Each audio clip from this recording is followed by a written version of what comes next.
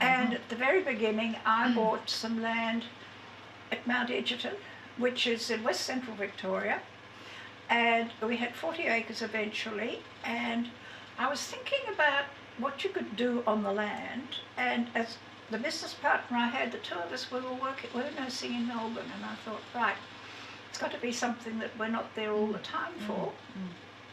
And I saw a calendar photograph of Norfolk lavender in England, and I thought, now that looks something that you could grow.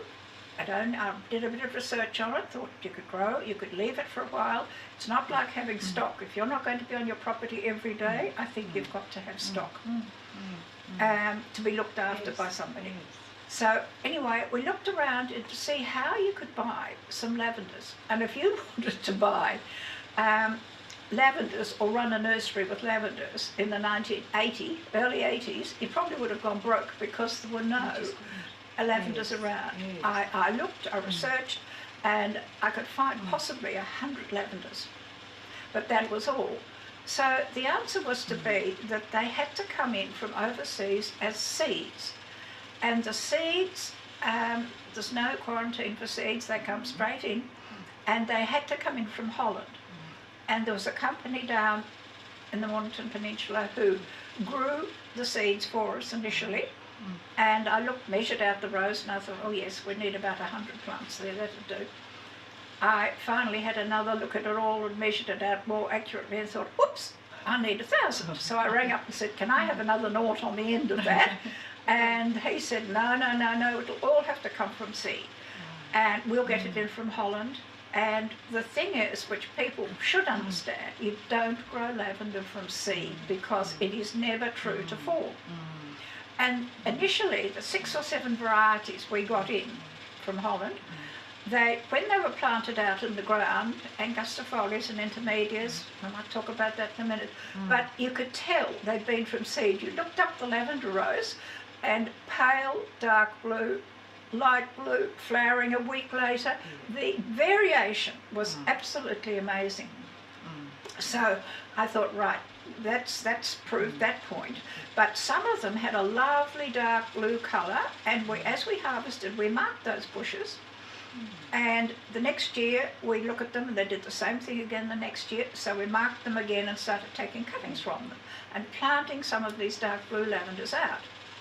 And it was over about 10 years before we finally developed this beautiful dark blue lavender, which was called Egerton Blue by the Botanic Gardens.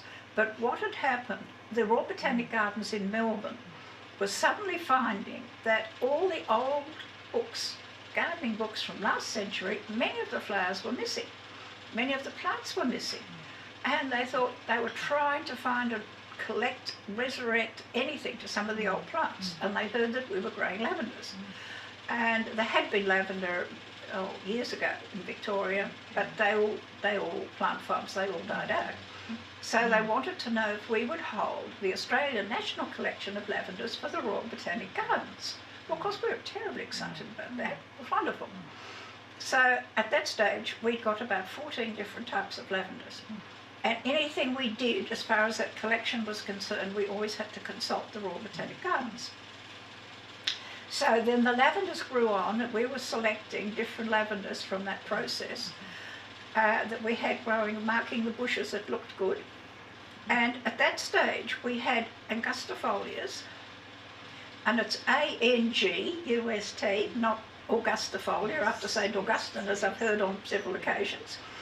Angustifolia, we had some latifolia that grew very well. We had dentatas, and we had Alardii, which is a very big, tall stem plant.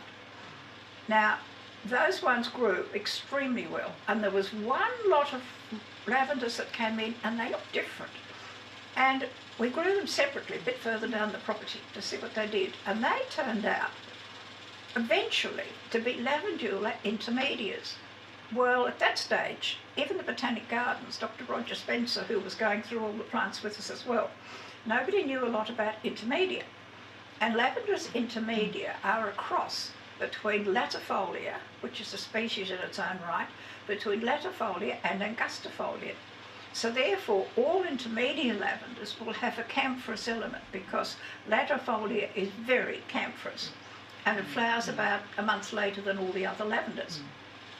So we found we had this intermediate lavender.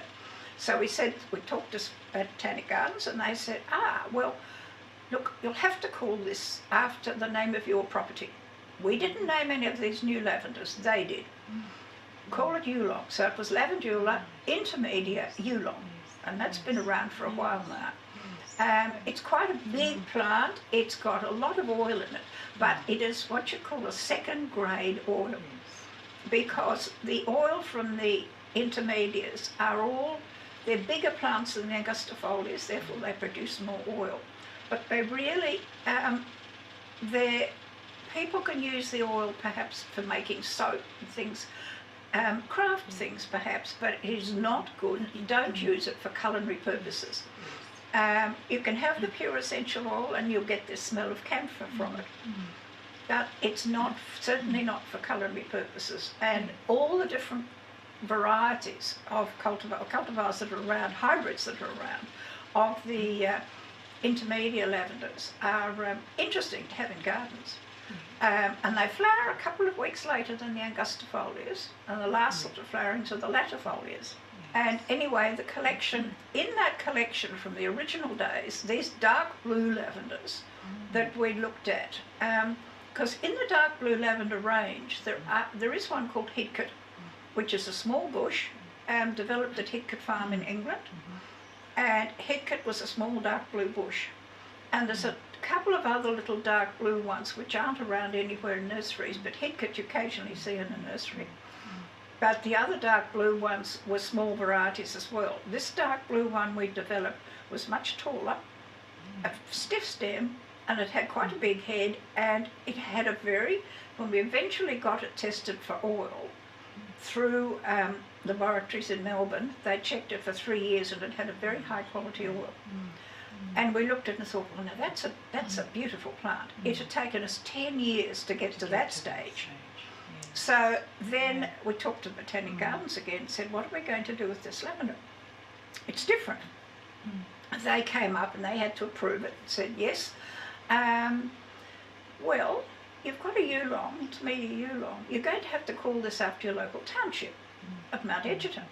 It's Egerton Blue or Egerton Purple. You can have your pick. So we chose Egerton Blue. The Lavender Growers Association, which is very special, and it's really spread so well in all the states of Australia. But in the years at Yuulong, because we were in the early 80s, 90s, early 90s, there were no people growing lavender, except for the farm in Tasmania, which had been there for many years.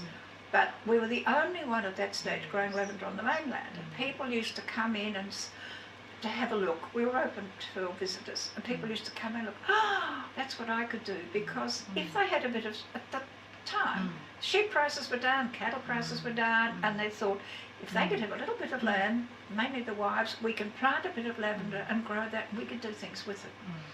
And it got to the stage that I had to start running seminars, which I did for 17 years, on the commercial growing of lavender. Then we started the Australian Lavender Growers Association at Yuulong, because it had to happen. And we had 300 people from around all Australia who'd sent in letters saying, when you form an association, let us know.